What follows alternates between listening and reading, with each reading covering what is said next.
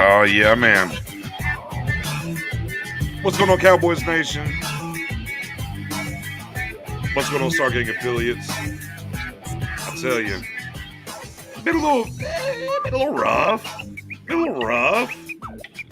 You know, stuff's looking up. It's 7-4. We're on the road to the Saints on Thursday night. Man, give it a like, give it a share. It's going to be your guy, Nix. It's going to be Professor O. We got Spoonie in the building. Ready to get it going. Talk a little Cowboys here for a hot hour. Hope all your Thanksgivings were wonderful. Man, I know you got some jewels tonight, Matt. I know you do. I know you got a couple of good ones. Great article today, by the way. Appreciate it. Thank you. Cowboys Wire USA. Go check him out. Spoonie, I know the minute's going to be fire tonight. It's pretty much where I'm at. I think it's going to be fire. Is where it's at. I'm just looking forward to like how kids look forward to Christmas, like what's gonna be under the tree. I'm like, what's gonna be in the Spoonie Minute? I can't wait. I can't wait. Yeah, I'm definitely ecstatic for the Spoonie Minute tonight. But with that being said, guys, what's went wrong the past couple of weeks?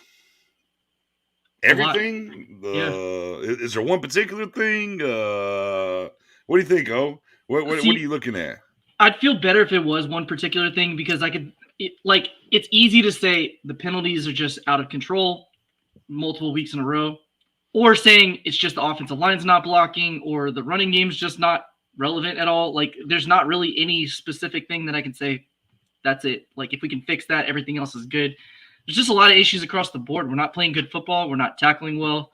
A lot of missed tackles the last 3 weeks. Getting beat deep quite often. Mm-hmm. Safeties taking bad angles. Running game is atrocious right now. So yeah, just to touch on that, right now since week 7, we have the 32nd ranked rush offense.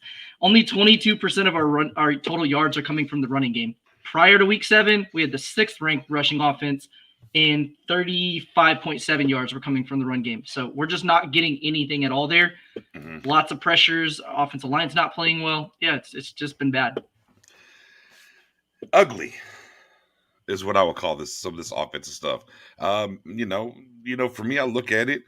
Yeah, the young Jedi Spoonie that he's been donned. Like we can't let him leave. Kellen Moore not been in his bag these past couple of weeks, Spoonie. Yeah, Matt just gave us the stats of how the offense has been these last couple of weeks, and of course, injuries plays a big role. With how bad the team has been, a lot of injuries. Listen, we know these guys have admitted that they could get ahead of themselves sometimes, and it happened during the Denver game. That's part of it too. It's like Spoon. again, Here's my thing. I think I don't put the Denver game actually in the column of what's happened the past couple of weeks. Personally, no, no, me no, no, no, no, personally, no, because I no. think I they get it. did come out. I think they did read the headlines a little bit, and certain things happen. But strictly these last two games, Kansas City and the Las Vegas Raiders, Oh no, not good. listen. The KC game, I really thought it was gonna be a difference, a game to make a statement, a bigger statement. Um, and it was just bad. It was a Mhm. nightmare for all Cowboy Nation, and especially the plays. But it's like what Po said. This how bad the offense has been. Also, the injuries. Missing Amari Cooper was huge.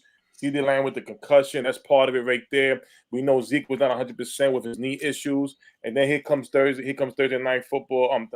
Thursday Thanksgiving with the Raiders. The penalties was bad. They have to get that cleaned up. Offensive struggle still with Michael Gallup didn't. He just came back last week for the kick game was Right. his first game, I believe, right? So Mhm. now you up there with Cedric Wilson, who has to get a bigger role than he had with CeeDee Lamb and Amari Cooper. You also got to miss with Noah Brown as well. So it wasn't that good. Overall, and we still got offensive line situations going on with Steele now. Again, it just hopefully they put it together Okay. very soon. Right. I mean, we were. Sorry. My Is there bad. a breaking news? Breaking news over there, man? No. Just weird stuff, right? So the Kansas City game, the defense got punched in the mouth, hung around. Offense just it is what it is, right? And just didn't work out well for us. The Raiders game, it was here's like we're switching offense, so we're rotating left guard and right tackle, like it's high school football here in the first half. Did the offense kind of played, got a little bit of rhythm, continuity? Mike McCarthy, you talk about it. We've talked about it. Once they just kind of stuck with a couple of guys in the second half, the offensive line played a little bit better. Weird stuff like that. Then, of course, the defense with the penalties and everything else. And I think that's like why, Matt, what you were talking about earlier. Why there's so much, what do you want to call it? Unrest between Cowboys fans and whatnot, and like, oh no, that's not it. This is it. Well, no, it's not that. This and well, Dak wasn't good enough. But Dak put up 30. No one can put their finger on one thing. It's been a to me. It has just been a complete and utter failure across the board, organizationally wise, and this ain't the Murphy Law. What can go wrong would go wrong kind of stuff. It was you just had cogs breaking at different times that equaled being the sum of the two losses. There were times, it is factual, there were times that Dak wasn't playing well enough. And then there were other times where he did play well enough. Same thing with the defense. There were stretches where they were bad. Then there were stretches where they were good. Special teams, right? How many kicks did we miss in against the Raiders, right? And then, but on the same token, special teams got us a kick return for a touchdown. So it's just one of those things where whenever you did something the most, it would kind of break, and then the other side would pick it up, and then something would happen. And I think that's really the overall thing of what the back and forth through social media and whatnot is just, man, you can't just say, well, if we fix this one thing, everything's fine. Yeah. On top of the injuries, on top of now we're dealing with the COVID situation with the coaching and everything else. This isn't just as simple as go get a win and we're fine. You know, I think we're a little bit past that. We got to kind of stack a couple of wins and kind of get some confidence back within the building to be fine once again. But, Professor O, some help's on the way, right? Yeah, we got reinforcements. So, CeeDee Lamb's back from concussion protocol. So, we have him lined up.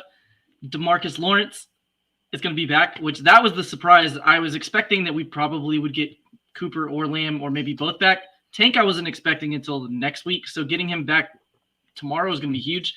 And then we got the good news today that Amari Cooper is not only going to travel with the team, but he's expected to play. So we have those guys coming back. We did lose Terrence Steele and Nashawn Wright to COVID. So they are with Mike McCarthy and 5 assistant coaches. So they're not going to be able to play. So another offensive line shakeup, just going back to our last point. Just don't have any continuity at that position or that unit right now. So that's a little bit scary. One of the things, too, I wanted to touch on going back to last game without diving too much into it is it's so easy when you watch a game to make a snap judgment and then you rewatch the play, whether it's on Twitter or YouTube, or you rewatch the entire game and you get a completely different view of it, which is why I recommend, if you can gut watching those bad games, even the good games too, watch them multiple times if possible, because the decision to take the kick off the board, talking about the extra point, and go for the 2-point conversion, I thought was the right call. I know it was a little bit polarizing amongst the fan base. And then Kellen Moore went with some trickeration, right? Yeah. And fans hated the call. We got stopped short. And at the time, it's easy to say that was a bad decision. When you go back and watch it, the play was actually a pretty well drawn up play if Schultz makes a block and he missed the block. So we've had a matter of players just not executing when it is drawn up right. And then we've had some situations where the coaching decision is questionable too. So that kind of goes back to the original point. There's really just not one thing. But see, here's where me and Mass were on a space last night, and we kind of argued this point right here. I'm like, but as a coach, I know that my tight ends can't block well. Right. I have to stop putting them in a position. It's not just as easy to say, well, let's just go execute, guys. If I know they can't block well in key moments, I can't ask them to be the pivotal point of this play to block, whether we get in or not, which we go all the way back to the Tampa Bay game, right? Well, Jarwin missed and Zeke gets stopped short. But it's the same thing with that. Like, don't put it on Schultz. Like, we know Schultz isn't the ultimate blocking tight end out here. So why, as a coach, as a play caller, put him in that position? See, to me, that's the difference between being a really good play caller and being an elite or great play caller, is understanding your personnel in the situations. Yeah, if you want to kind of call that play in the middle of the field, okay, I get it, because you can't just not ever, not allow Schultz to block. I definitely get that. But on the back door of that, when it's a I need it moment, I can't put Schultz in that position. I'm inviting trouble at times. And it's almost very Jason Garrett asking him to say, well, no, we just need to go out there and execute. No, that's not true. Right. Well, it to your point too, it's one of those things. If you put Sprinkle in, which is what a lot of fans say, well, why not use Sprinkle? He's supposed to be the blocking. You're tipping your hand that you may be doing the play that way. So it seems like it would be a better call to do the action trickeration to the weak side rather than go to the strong side, because then you don't have to account for Schultz making a block. We did it multiple times, though. We're throwing a lot of screen passes when we're playing defenses that are doing press cover man.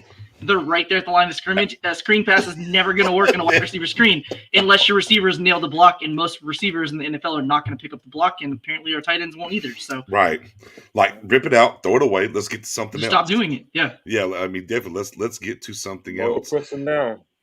Yeah, yes, Spoon, exactly. No, basically know your personnel. There was a couple of times where, as we watching the game, and I know Matt has alluded to us, there were certain plays where, and I see what he's saying, that instead of Zeke getting the carry or the play, it should be Pollard, because of what Pollard can do on certain plays. There's certain things, especially where if Zeke has a knee injury, why is he out there in screens where it should be more Pollard? And Yeah. Pollard lately has, the more he touches he's getting, he's being more explosive. So Right. again, it's knowing your personnel, know what you have.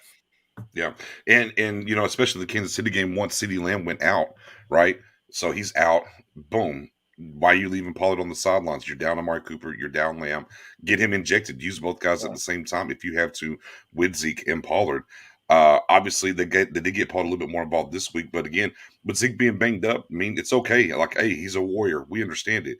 But rest him a little bit and let Pollard take over. Again, as I've said before, I don't need Pollard to be the lead guy. I just need my weapon to get a touch, more touches, especially when we're down guys. So, I think for me personally over the last 2 weeks, and look, these things happen as a young play caller, and they're really the first year where there's no Garrett over him. He's kind of got free reign. The runs on first down, I think, are more problematic than anything that's been happening. Stop running the ball on first down, Kellen Moore, especially up the middle. That puts us behind the chains and puts us in That weird part. situations. And I think if, Kellen's learning on the job somewhat still as a young play caller, and him developing that down the stretch is just as important to him getting his swagger back and getting back into his bag as us getting healthy and executing as well. But running on first down, and it's just, man, you're just telegraphing it. Especially, I mean, in the first half of that Raiders game, I was like, this is like death by 1,000 cuts. Because we're not popping any of these, and they just know. And then when you're second and long, guess what? 90% of the time, it's going to be a pass play. They know that. You're telegraphing the offense at that point. So, again, a lot of different components here going wrong. We can talk about, look, we can throw Mike McCarthy in that realm too, because, hey, you're not being disciplined enough. A lot of penalties are happening. Forget the refs and who and how they call stuff, and maybe some of the calls were ridiculous. But once you know a game's getting called a certain way, you can't do that. Case in point, 3rd and 18. You've already been burnt on 3, pass interference call on Brown. Dan Quinn, you can't call that play on 3rd and 18 in overtime. You just can't. And you're inviting something to happen, and boom. You knew as soon as y'all showed them that look what they were going to do, and absolutely, they went and did it. So, just a lot of different things, man. This staff, getting healthy is going to help. We know that. We understand that. B, I think this staff really, has to take a look at some different things, and they have played over their head defensively with the injuries throughout this season. And I think it just finally kind of caught up with him in the Raiders game. And obviously, Brett Urban's out for the rest of the year. So what's the look? Even though we are getting Gallimore back, how that's affected the run defense so far. I think offensively, what we learned is maybe the offensive line isn't as good as we thought it was. I think that's fair to say. I think this is the first time, though, we'll have Collins, Martin, and Tyron Smith all in the lineup since 2019, right? I'm very intrigued to see. Yeah, I'm very intrigued to see how that's going to play out. I forgot the gentleman you mentioned earlier. I think we're all in the same mindset here. Put Connor Williams back at guard.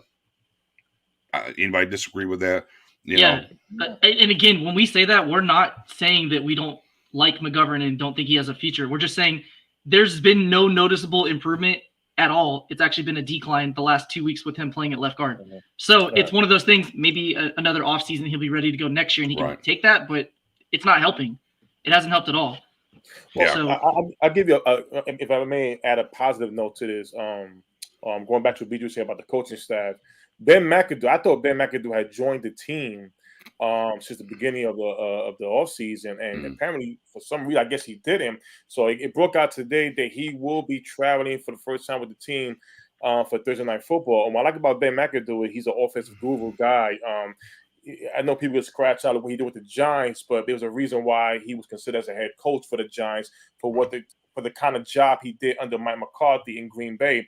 And I feel confident with him being there with Kellen Moore. Now that McCarthy won't be there, is going to help out, the game plan for the offensive side of the ball, especially where the guys are now playing for the first time this year since 19 this Thursday, and this is the type of moment right now where we got to try to make this run and clinch that division. I'm liking that on a positive note. Yeah, and again, obviously, teams go through these stretches. right? We've seen it, right? They've talked. We've seen where the Bucks were at last year, right? The Bucks were 7-5 last year. They got Vita Vea back, some guys. They went on a run. You saw the Chiefs like 2 years ago, kind of stumble around this time of the year, got on a run, went on. So for the Cowboys to be in the position right here, it's like, okay, you had your stumble, okay, you're getting guys back, right? And now it's time to turn it on and move forward. And I guess at this point, everyone's had COVID, so we shouldn't have anybody miss COVID for the rest of the year, right? Like, we're good now. Everyone's had it. We're out of the way, so no one's going to miss COVID for the rest of the year. One final point on what's been going wrong is, ladies and gentlemen, it's not Greg Zuerlein who's our kicker. It's a Professor O. It's a Spoonie. You know who our kicker is? You take off that daggum Greg Zuerlein skin, and it's Brett Maher. And actually, Brett Maher was better for us than Greg Zuerlein's been. Yeah. And we're going to see him this week. He kicks for New Orleans, so we're going to get a chance to see them head to head. Oh man! Like whenever you see me that stat, man, I was just like, yeah. I just set my phone down, and I just leaned back in my chair, and I said, yeah. At least he made his extra points. Hell, I mean, that's my thing. Like, I can live with you missing a 59-yard field goal. All of it. That's a hard kick. That's very low. You know, that's not likely you're going to make that. Right. I can't deal with you missing 6 extra points in a year and a half. Like, you can't do that. And it hits too, man. You know, and it hits. You know, you get back in. You know, you score or whatever, and then boom, miss extra point. You know, so like, man, damn. Well, we just put in this work, and then, you know, it's 1 point, but it is deflating at times. And it's just, again, I'm right there with you, man. If you're going to miss a 59-yarder off the upright, yeah, it sucks. But I'm with you. I can deal with that. Extra points have to be automatic, man. Like, and why it's important? Because you get stuck in the situation like we've been in multiple times now where we have to go for 2 later because we missed the extra point earlier. That's why it's so vitally important that you make an extra point. I mean, it's a straight-on kick. There's no reason that you should be hooking that. Just yes, barely Brett Maher. Absolutely, that's who Greg Zuerlein we haven't had. When I think of kicking, I think of always. I go back in the days with Chris Bonio, and then I think about Dan Bailey, who was probably the best kicker we had recent. And I'm looking at him now, and I'm like, just like Matt said, 59-yard field goal. It's a chance you take, but extra points is like now Greg the leg. I mean. That nickname got to go. The nickname got to be retired. It just ain't Greg. It's Greg. Just Gregory. Just plain old Greg. Because it's the one thing I do hate is this. When Mike McCarthy speaks about it, he says, "Oh, you know, the injury, we believe in great X, Y, and Z." And I'm like, that's costing us games. That is costing us big time games. Nobody wants that. I'm sorry, Spoonie. I love that our fan base all calls him Hallelujah because none of us know how to say his name. I'm glad that it's just bring back Hallelujah. Just bring back Hallelujah. Every time he makes a kick. I mean, I watched him kick in the Atlanta game live, and man, it looked good to me. Didn't miss an extra point. And look, you know what else it did? They could have went for field goals. They're like, nah, we don't know. We're just gonna go for it anyways. I'm here for it. So yeah, no, definitely. Bring Hallelujah back in here, man. ASAP. Yes. You know. I can't stomach it. You know, it feels like, look, in grand scheme, right? You can kind of say, well, he kind of costed us the Bucks game. You know, he kind of costed us the Raiders game. He's going to kind of cost us a playoff game. I just don't like it. But, man, with that being said, though, let's get to the Saints preview. Well, we got a little bit of a mixed bag that we're going to face a quarterback, huh? Is it going to be Trevor Siemian? Is it going to be the Swiss Army knife that is? Slash. He's their Cordell. Yeah, they're Cordell. Yeah. What they're watching? So they're watching his ankle, right, Professor O? Yeah, it's his foot. I don't know exactly what happened, but it apparently was an injury from earlier this season. But they're watching his foot in practice. It looks like all signs are pointing that he's going to be their starting quarterback, which he adds a completely different dynamic. Right. I saw a stat too. Taysom Hill. I'm sorry, I didn't say his name. Taysom Hill, guys. Taysom Hill, yeah. So Taysom Hill's an interesting guy too, because I feel like in my mind, I think he's a younger guy. But apparently when he graduated high school, he did missionary trips for like 3 years or something before he went to college. So he's actually like older than Dak. Yeah. He's like 30. It seems like he's a young guy. Yeah, he's like 30 years old already. But he's a good athlete. He has a strong arm. He's just not accurate at all. So he's going to be a guy that you're going to have to spy and make sure you contain because he can bust out some big runs on you. I don't know, man. I don't know what to think. He's 3-1 as a starter, but I know that when he was starting games, they were relying heavily on his running. And Alvin Kamara, interestingly enough, did poorly when he was their quarterback. And then as soon as Drew Brees got back, suddenly Alvin Kamara came back to life. So I don't know what to expect with that. And Kamara's been banged up and is going to play this week. So interesting. If I had to guess, though, I'm 99% sure it's going to be Taysom Hill. Yeah, obviously they have to switch it up, right? Spoon. They've lost how many? They've lost straight now? Four. Yeah, they've lost 4 straight, so they had to switch it up. Taysom Hill's coming back from an injury. Obviously, to me, Spoon, what do you think? I think with Hill, they're more dangerous, and I think they're more dangerous from the aspect of when you got a guy behind center and you just know he ain't going to be able to win for you. You kind of and Taysom coming in, who has won games, as Matt just mentioned before, the defense gets up a little bit. Now they perked up, like, okay, we have an opportunity. This guy can play. We've won with him before. So I think there's a little bit more of a spark that he'll bring because they're switching over to him. But Spoonie, what do you think about Taysom Hill and what they have to do to attack him, man? Well, for me, they're dangerous because there's not much film on him. If you go into the 2020 season when he started the 4 games, Matt is right. They went 3-1. I believe the game they lost was against the Eagles when Hurts was playing last year. But that's all you really have. You only have really 4 games of watching him, and basically it's not the same roster as last year. It's a completely different roster.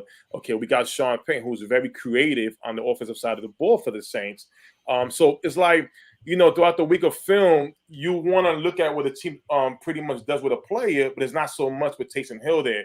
You got a majority of Taysom Hill getting some plays when Drew Brees as the quarterback, not behind the center as Taysom, like last year. Only got 4 games, really. So you don't know really what to expect. This team is going to have to really adjust at halftime for any new things they see differently during the first half of the game come tomorrow. But I'm going to tell you this. The one thing about this Saints team, they have a lot of speed.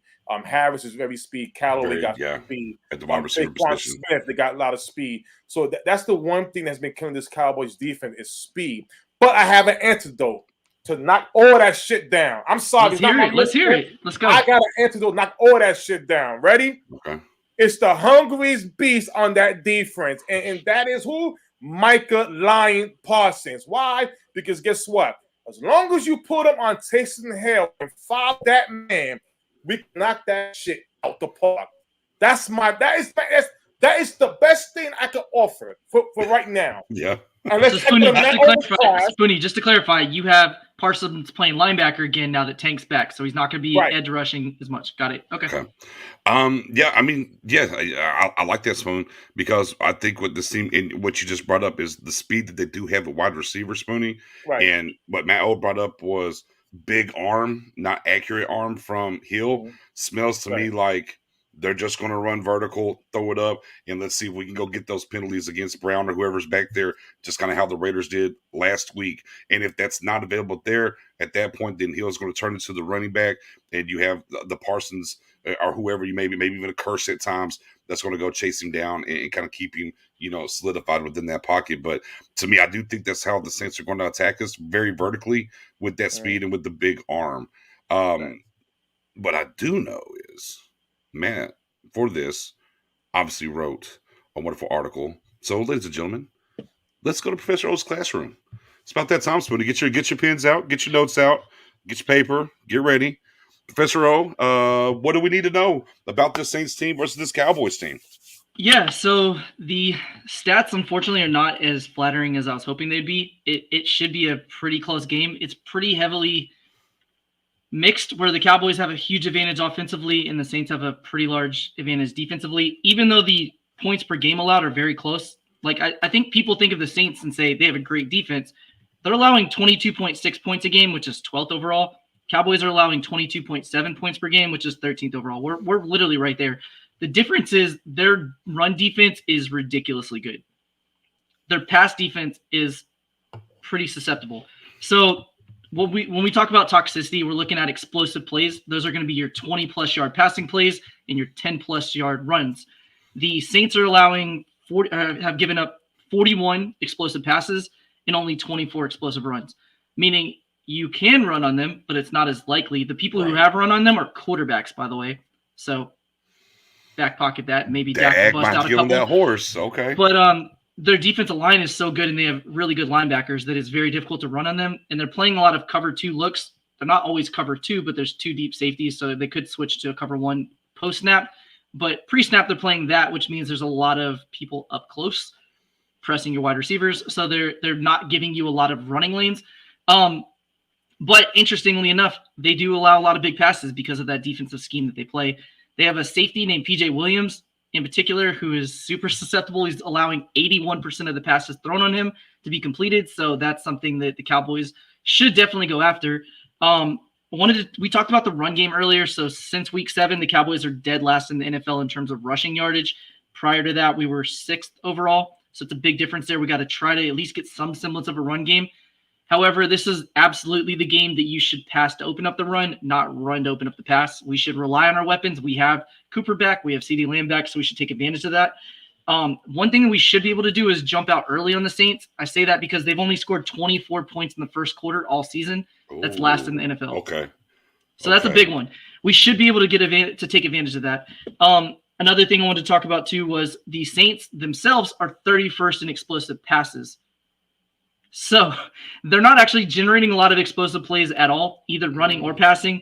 They're 21st in explosive runs and then 31st in explosive passes. So something to keep in mind. In terms of like EPA, expected points added, and DVOA, we win handily on offense and they win on defense on both categories. So there's not a huge statistical edge on either side. A little bit of a push. Yeah, it's just a push. In terms of toxicity, which is where you're adding up your explosive pass plays allowed. Oh, yeah. I love this toxicity. Give it to me. Your explosive run plays allowed, and then you're subtracting your explosive or 4, and then you're explosing the ones allowed. So you're taking how many times are we busting a big play versus how many times are we giving it up, and then you add in your turnover margin to it. The Cowboys are +4, and the Saints are -6. Let's go. Plus is good, minus is bad. So we have a pretty large edge there. Okay. We just have to capitalize on takeaways, and Taysom Hill and Trevor Siemian are both going to cough the ball up if you play disciplined football. I like Spoonie's idea of shadowing Hill, but I have a different idea for that. What I want to do is play Parsons on one side and play Tank on one side and take advantage of having 2 good pass rushers for the first time in multiple weeks. And I want our man Jaron Kearse to shadow Taysom Hill. So that is my strategy for how we do that. Just a little interesting swing on it. Okay. And we've seen that before. We did that actually late in the second half against the Panthers. We started having Neal and Kearse take turns shadowing Darnold to take away some of those big runs. And obviously Hill's a better athlete than him, so it's something to account for. But yeah, unfortunately, there's not a huge statistical edge there. What I did want to talk about is 11, 12, and 21 personnel. So 11 personnel, you're talking about 1 back, 1 tight. 12 personnel is 1 back, 2 tight ends. And then 21 is 2 backs, 1 tight end.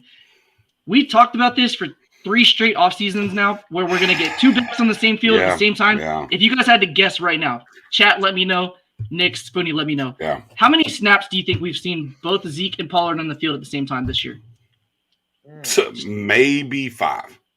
It's more than that, but it's not a lot. It's 25 snaps total. And keep in mind that actual number may not be exactly accurate because that's just 2 backs in general. So that accounts for when you have Connor McGovern line up at fullback and red zone. That's you what have I'm Zeke saying. at fullback.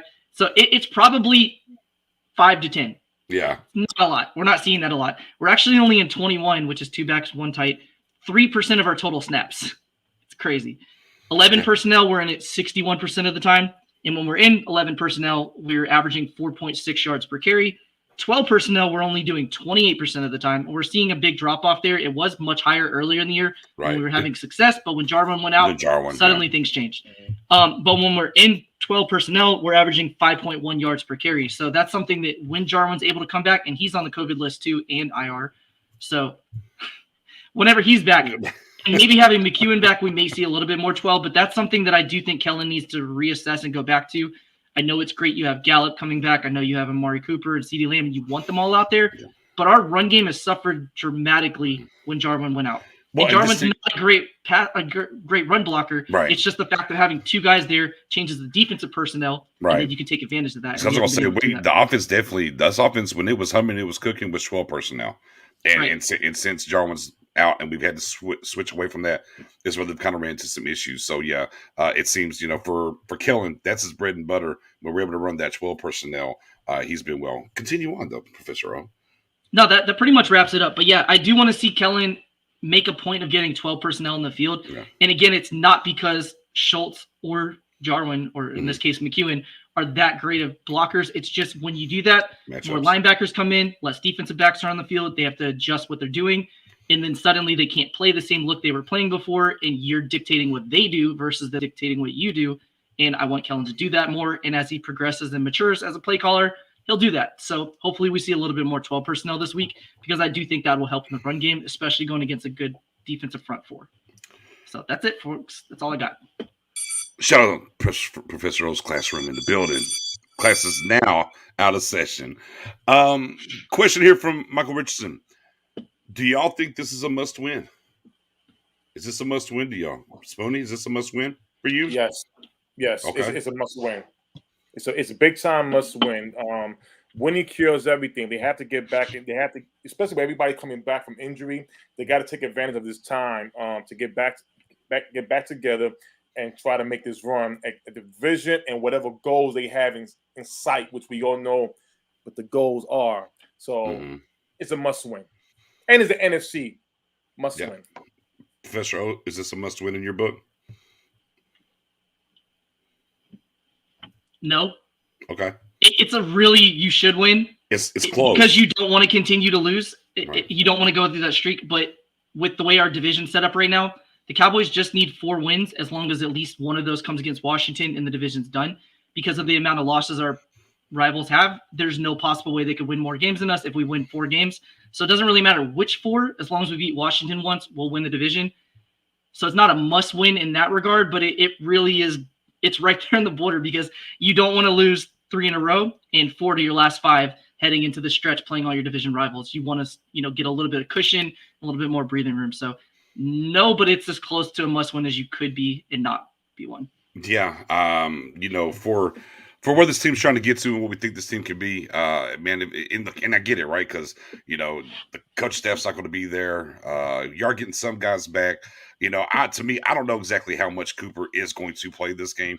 Yeah, he's active. He might be one of the, hey, just go out there and line up for us. I don't know how well he's going to be. I mean, he's still coughing, from everything, all intents and purposes, what we heard is he's not feeling great yet. But yeah, to me, man, this, I think this is, that. if you're a good team, and you're going to be, and you're going to make some noise in the playoffs, I think this is kind of the gut check win that you have to go do. All right. You have to go right the ship. You, as you just said, we lost 2 in a row, 3 out of the last 4. You have to find a way to get this thing back on track. I mean, yes, in the grand scheme of getting to where we want to go playoff wise, no, but boy, this ain't a must win. It's a 1B. It's a 1. Yeah. It's a 1B, from it being a must win. I mean, it is right there. I think I like this from Mendoza. It's a better win, like we better win. And I do like that. It's a little bit different of verbiage. We're kind of, moving it around a little bit. It's a lot of people say for our players, morale, like they need a win. More so than that, the other 3 teams in the division, if we lose, they're like, man, the Cowboys they're not up there anymore. We can do this. They start believing themselves, and you don't want to give them that. You want them to be like, no matter what happens in their game Sunday, you want them to be like, we're still 2.5 games back behind the Cowboys. And on top of that, if you look at the whole wild card picture, really it's the last 2 spots, which is the 6th and the 7th spot, is wide open. Every team, whether you're in the mix of it or you're in the hunt, you're only 1 game up behind each other. And listen, we don't want to be stuck in there. There's no reason why we should. Yes, we know the injuries are piled up. Yes, a lot of things happened these last few weeks. But if you, again, like I like what P.O. said about the morale for the team, that's different. Because again, they got to get that confidence back up again. And that's very important, especially with 10 days off, 10 days to the next game against Washington, who right now is becoming a hot team. You don't want to go into Washington. Is that Washington or we're home? No. I think that's in Washington, right? Oh my God! So again, 2 road games back to back, going to New Orleans and then go to Washington, and when they're hot right now, depending what happens to them next Sunday, you don't want to go into a situation like that, a division rival. Yeah. And everybody knows for the last years, DJ Nix hates Washington. Yeah, I don't like them. I don't like them. With Yeah, a and passion, that's so. and this starts this starts a three straight on the road. It's Saints, Washington, Giants, all three on the road. Right. Next three, and then we come home for Washington Cardinals. Then we finish up on the road in Philly. But so we got a three game road stretch right here. Yes, I'm not a fan of Washington. Don't worry, it'll be on and popping next week when we're playing the Washington football turds. I will be in full effect. But with that being said, I hear them out there saying they want to hear the little "We want Dallas" chance. We'll see. We'll find out. More importantly, I'm just right saying now, the Giants said that same thing, and we put up 40 on them. Yeah. Well, and so did the Eagles fans, and we dropped that 41-21. So beware what you ask for. But yes, back to this win and what has to happen. Morale, great point, not just for us in house, but for everyone in the division as well too. Definitely a valid point when it comes to that. But are they going to get it done, guys? What do you think here? Where's your score? What are you feeling? Spoonie, Cowboys Thursday night going into New Orleans with Dan Quinn as the head coach. Are they getting the W? Yes, they're gonna get the W because they're gonna really fight for this W harder. They know where they're at right now. They know what's in front of them. They know what's the situation in the division, what's going on. And anytime when you have Dak Prescott, you always got a chance. Last week against the Raiders, you saw him just kept on fighting. They played it all the way to the end. Until overtime, they lost by 3. But again, they fought. Now when everybody coming back, D Law's back, Amari Cooper's back, CeeDee Lamb is back, and they all wish they was playing that Thanksgiving game. They all wish, you could tell. This is the game right here where I believe. No, not that I believe. I know they're gonna come out there hard and go to work and get busy. Quick question I'm gonna grab from Pete. Hand just got released. He's healthy. He got released from Detroit. I would if I was Dallas, I'd be on line 1 for defense tackle Hand. Yes, I would add somebody. This run defense has not been the same since we lost Urban. He's gone for the year. I would go look to add Hand if they could. With that being said, though, Professor O, the Cowboys go to New Orleans to get this win? I do want to answer that. I'm not trying to dodge around it. I wanted to ask you guys quickly before I answer. Are you concerned, excited, don't care about Dan Quinn coming out of the booth and being on the field and taking over head coaching responsibilities? Do you think it impacts things at all? Do you think we see any change in the defense? We know he went in the booth because that's where he prefers to be, so he has a better view of the defense. Now he's going to be on the field. Part of me is like, well, it's good because now he can interact with his players and kind of build off that energy. And then part of me is like, I know he doesn't like to do that. So before I answer, do you guys think it matters at all? Shout out Rome. What's up, boy? Yeah, I think, how about this? We know Joe Witt, right, had to call a game, preseason game, right, because of some of the COVID, whatever was going on. Joe Witt blitzed a whole lot. So I'm intrigued. I'm intrigued to see if Joe Witt's about to come in here and get his blitz on. I don't know, man. It's really odd. I'll be honest with you. It's odd. I mean, obviously, he knows the Saints well from coaching, the Falcons for X amount of years, being in that division. Definitely different for him being on the sideline, not in the booth. He'll have to lean on his guy Green. Joe Witt up there in the booth. But yeah, it has to change something, right? We kind of talked. Philbin's out again this week too. We kind of talked about that, about the game last week. They were rotating offensive linemen. What was that about? Because we were missing some coaches. So no, yes, I do think what we've seen, and if we look at other teams who lost coaches due to COVID and had to go play a game, it's not looked the greatest for them. So I do think that's a fair assessment. I do think we have a great coaching staff. Well, a very veteran coaching staff, I guess, would be the way I would put it. So maybe you don't have a big drop off, but yeah, I do think you lose something in the sauce though, for sure. Oh, I love it. Spoonie. I love it. Okay, I'm gonna tell you why. First of all, Kellen Moore calls the plays. Again, and I like what BJ says as far as the coaching staff. You have a lot of guys with experience. So I'm sure with Kellen Moore there, with Ben McAdoo, Rob Davis, who are experienced with the offensive side of the ball, they're going to be good with that. As far as defense, we're forgetting about about the guy that nobody has talked about. Like BJ mentioned Joe Witt. Remember when Charles Woodson came out and said when Joe Witt was hired by the Dallas Cowboys, he said Joe Witt should be a head coach. He should be calling plays. He has done so much. And again, he has coached with Dan Quinn in Atlanta. So the familiarity rate there is not going to change. We're forgetting about George Edwards. George Edwards, who has called defensive calls. So again, just because of how big the staff is with experienced coaches, I think it won't really hurt at all. Because let's be honest, when it comes down to McCarthy, not saying he hasn't been doing his job as a head coach, he manages, he makes decisions, go for it, give me something X, Y, and Z. But the play callers are still right there. That's it. The play callers are still right there, and it's not like Dan Quinn doesn't have experience being a head coach and making the right decision. He may not go for it every time at 4th and 1, depending what was on during the game. But I trust the staff. I really do. Okay. Yeah. So if we go in there and blow them out, we got a full-blown coaching controversy then. Got it. Yeah. It's like Byron McCarthy, Dan Quinn, done. It's been going on the 5th week of the season with the media hyping up Kellen Moore. He's going to TCU. He's going here. Come on, man. Yeah. Yeah. Well, see, I like it. I like it because I'm kind of hoping that he enjoys being down there again and maybe does it full time. Because if you guys, I know that Nick's shared it. I'm pretty sure you did too, Spoonie. When we heard he was going to be in the booth, I remember universally all of us don't like it. Want him down there. You're a defensive coordinator. You need to be there with your troops. Yeah. I feel like Micah Parsons in particular is going to absolutely love this because we know that what the relationship's already like, and I can see him every single time coming off the field wanting to interact with them. So I'm excited to see that. So I just wanted to see how everybody else felt before I kind of got into it. So I think it could be a really good thing. I think we're going to win. I do. This is a game that is kind of similar to it should not be a reverse Minnesota Vikings Cowboys Halloween game. It's a primetime game. We're playing a team with a backup quarterback. We should win this game. If we're a playoff team that's going to win the division and make any noise at all in the playoffs, we should win this game. We have DeMarcus Lawrence back. We have CeeDee Lamb back. We have Amari Cooper back. We have our offensive line for the most part that we were wanting to see. I mean, literally the only guy right now is Connor McGovern that we weren't planning to be there, and people are genuinely excited about him being there. This is aside from Zeke being banged up, this is the offense we've wanted to see the entire season.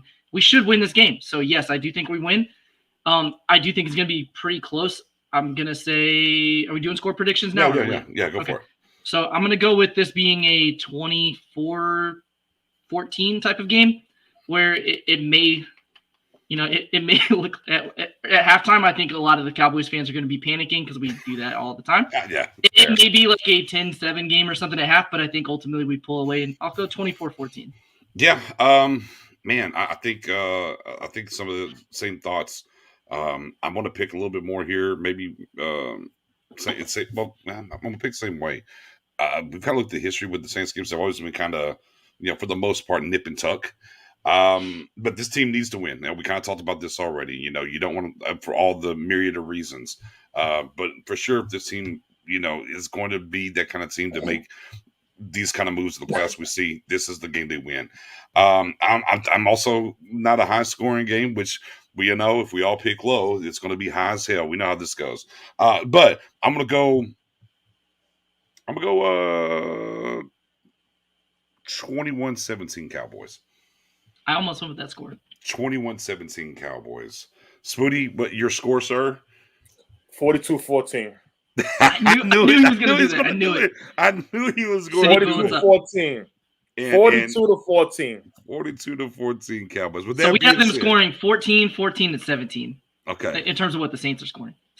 So with that being said, Spoonie, as you lead into Spoonie's minute with the 42-14, by all means, sir. Wait, I don't have. Just a quick note for anybody who missed it. We are wearing the Navy uniforms this week, which, in my opinion, are best uniforms. Yes. Don't at me if you don't agree. They're the best uniforms. We have an actual silver pant that matches the helmet.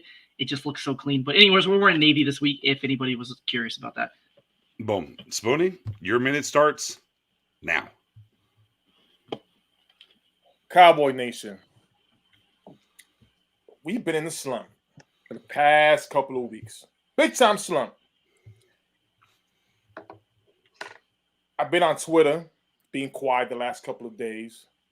I love what BJ Nix did last night on Twitter Space. It kind of brought me back to myself a little bit, easing it down and everything. But I have a problem with a lot of y'all. I really, really do. Okay. It's either you on the damn fucking ship or get the fuck off. Choose a side. Just forget the time. Go I ahead. am the captain. I am the captain of my ship.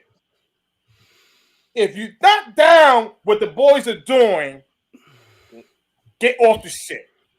I'll save you the Titanic bullshit. No, you won't sink. You're getting tossed over. For the last 3 to 4 weeks, I don't know what the fuck y'all been talking about, preaching or the bullshit has been going on. I haven't been cursing this whole year. I have not. I've been behaving.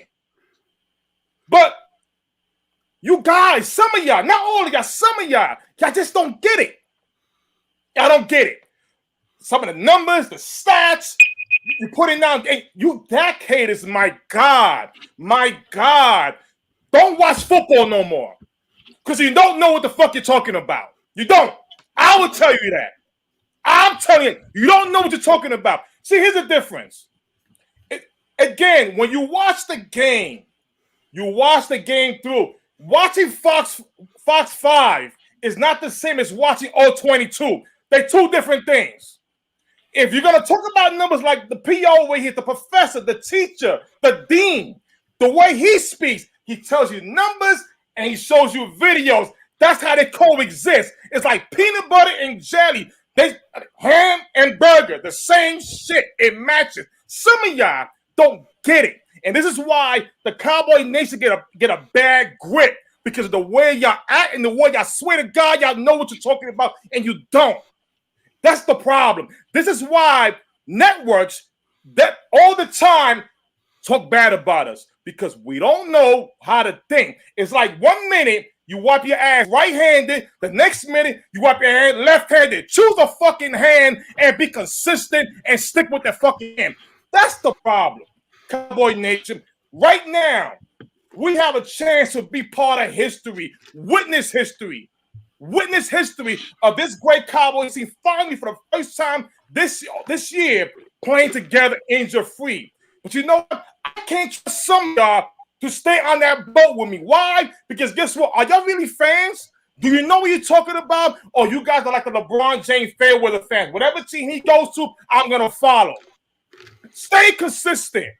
You're going to have ups and downs all the time. That's part of life. But my main thing is this. Know what the fuck you're talking about. Because some of y'all are just mad. Nothing satisfies y'all. And I know it is right now come Thursday. Not if, not I believe when we get this W. Oh, yes and believe. When Start Game Podcast comes on here, I want to see this shit flooded with dedicated Cowboys fans who's going to come out and support however the fuck we won the game and not come out with some dumb shit about Dak Prescott stock. Monetization's out the door. I'm tired of that. I'm tired of that. You see this passage right here, some of y'all cats? For you young Cowboys fans out here. See, y'all didn't witness this right here. We did. There's history there. If you don't know what you're talking about, my God, we got YouTube. Go Google and understand the fuck. If not, follow somebody. Well, you got to be careful. Well, hey, you got to be careful. No, I'll say, BJ. I am tired. No, I'm just saying you can't tell. Stephen A. Smith cracks on us so much. I'm just all saying. The time. I'm the captain of the shit. No, y'all better stick with us, man, or you getting tossed the fuck over. Straight up. Yeah, hey, I'm just saying. Yeah, no, you're good. I was just saying, hey, man, not everyone on Twitter or YouTube you should follow. I'm BJ. You might get some bad info out there on comments. It's like, saying. Wow. Yeah, I'm sorry. I like it, Spoon. Spoon's Minutes with the Spoon segment. What has changed the name? Forget the minute. We got to throw the window out. We're just going to call it Spoon's Corner. Spoon's. Spoon lives in New York. You know what they have in New York? They got those stoops, right? They got the stoops over the Brooklyn, whatever. We go, hey man, Spoonie, come to Spoonie's stoop. That's what we're going to have to do. We're going to switch it up a little bit and get it in there. But no, hey man, 10 toes down there, Spoon. When it gets a little tight, we see us cannibalize each other, and you're absolutely correct. And And kind of what we talked about this entire time, right? Because you can't really put one thing. So people are just throwing stuff at the wall to see if it sticks. And realistically, what it boils down to, and I don't think no one's willing to just come out and say it, overall, it just hasn't been good enough. I don't care who you want to pick one. You want to pick the defense, you want to pick the offense, you want to pick the quarterback, you want to pick the head coach. I don't care who you pick. The kicker, we know the kicker, but it just hasn't been good enough overall. Right. And that's what it boils down to. And at those times, those particular moments, man, you know what you have to do? Gotta let this team come around, figure out, and make it happen, and support them, and let's get there. And we're gonna start it this week, guys. From Spoonie's lips to God's ears to Cowboys Nation all the way around the world. Go down there, get this win, get on track, and let's get on a run for these playoffs and be the team this year that gets hot and makes that move through there, Spoon. You know, but we'll start calling you the pastor. I don't know. We got to switch it up, Spoon. Hey, Spoonie don't cut it no more. I don't know, Professor O. The pastor. What we got to work on something on the back. We're gonna get some church music coming up here. Yeah, we gotta do something. We gotta figure out this segment too. So, like you said, it was Spoonie's minute. Obviously, it's never a minute. We gotta come. You said, what was it? Spoonie's stoop, something like that. Stoop, I'm thinking like speak your mind, Spoonie. Like I don't know. So we need something catchy. So if you guys have anything in the chat, let us know. We're taking suggestions because Spoonie's minutes or whatever we call it, Spoonie's sermon. That's pretty good. Oh, sermon, I like that. Yeah, that was the 94s had that one. So yeah. And real quick before we get out of here, Professor O, you have something special in your background. I do. For someone that was very special to you, whose birthday happened to be today. Yeah. Today. So my grandfather, he was a diehard Eagles fan. Just gonna put that out there. But he embraced me being a Cowboys fan. We enjoyed it every year. We look forward to watching games together. He passed away last December, actually December 18th, due to cancer. He would have been 90 years old today, and he made me this Cowboys glitter portrait back here. It's the only one in the world, so it's unique. So I always have it there in the background of all of our videos, but I thought, with it being today, his birthday, I'd let you guys know about that. So it's special to me, and it's kind of been a weird year for me because my whole life I've talked Cowboys, Eagles football with him. How did the Eagles look? How did the Cowboys look? We talked draft and all that. So this is my first season of going through it without that. So I have that there, to kind of help remember him. But today was his birthday. So shout out to Grandpa O in everything. And for some of the stuff I'll share since you maybe don't want to, but we've talked before, and the throwing the football with you, the certain things and how he's been there, throughout your life and stuff. Obviously had a big impact on you. I wouldn't let us get out of here without highlighting that. And man, and you wouldn't be who you are. And shout to him. I feel like through our story, through the stories that you've told me, I feel like I really missed out having him. And man, what a treat it would have been maybe on a Eagles week. We could have had him on and maybe talk with us and do this. But happy birthday to him. Yeah, happy birthday to him for sure. To Grandpa O, everybody in the building. Boom. Showing some love. Appreciate that, guys. I appreciate that. Showing some love. Yeah, growing up, we played football. Like, keep in mind, he was 89 years old when he passed away. When he was 88 years old, he was in the cul-de-sac throwing footballs to me at halftime during games. He'd say, like, let's grab the ball and go throw. He was a lefty, and I would just run back and forth over and over, like 10 yards in front of him because, our 88-year-old arm's not quite what it was at 87. But he'd throw literally thousands of passes to me in my life. So that's why my hands are what they are, due to him throwing the football to me so much. So yeah, he was awesome. And made you the wide receiver you were. He did, yeah. He made me the guy, the one I am. And he was actually one of the reasons I got into stats because he's one of those guys with a photographic memory that would be like, hey, do you remember in 1963? And I'm like, I wasn't born yet, but he would just tell me a random stat that he remembered watching on TV. So I kind of got into stats because of him. But I know everyone's lost people.